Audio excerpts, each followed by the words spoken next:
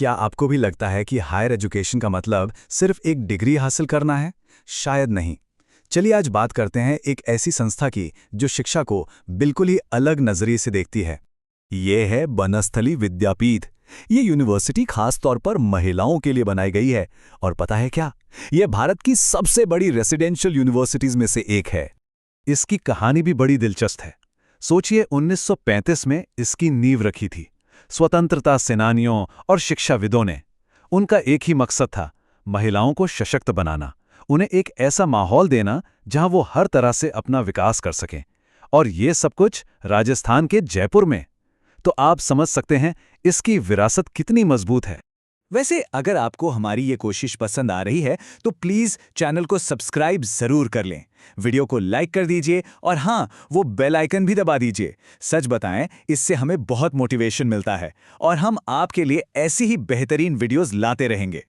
तो आखिर ऐसी क्या बात है जो बनस्थली को बाकी सबसे इतना अलग बनाती है? इसका जवाब छुपा है इसकी कोर फिलॉसफी में। चलिए जानते हैं कि ये क्या है। देखिए, बनस्थली विद्यापीठ की पूरी नींव एक बहुत ही शक्तिशाली कॉन्सेप्ट पर टिकी है, जिसे कहते हैं पंचमुखी शिक्षा। आसान भाषा में कहें तो 5 फोल्ड एजुकेशन। अब ये पंचमुखी शिक्षा है क्या? ये यूनिवर्सिटी का मेन गोल है कि एक स्टूडेंट की पर्सनैलिटी का ऑलराउंड डेवलपमेंट हो। इसमें 5 चीजें शामिल हैं। 1. इंटेलेक्चुअल यानी दिमागी विकास। 2. फिजिकल यानी शारीरिक फिटनेस। 3. प्रैक्टिकल यानी रोजमर्रा के काम आने वाले हुनर। 4. एस्थेटिक यानी कला और क्रिएटिविटी। और 5वां मॉरल यानी सही मूल्यों का विकास। तो इन 5 चीजों को मिलाकर एक पूरी शिक्षा बनती है। तो आइए अब देखते हैं कि ये फिलॉसफी, ये सोच क्लास के अंदर और कैंपस लाइफ में असल में दिखती कैसे है। सबसे पहले तो यहाँ कोर्सेज की कोई कमी नहीं है।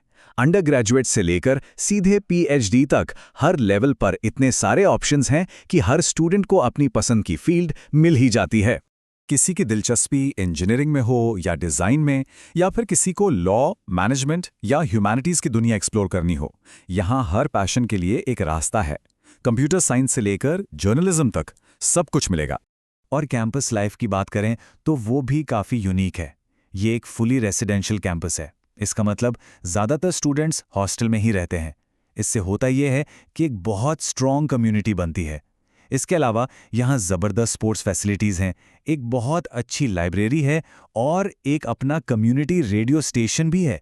मतलब पढ़ाई के साथ साथ ओवरऑल डेवलपमेंट का पूरा इंतज़ाम। ठीक है, तो इतनी सारी बातें हो गई, इतना कुछ खास है यहाँ।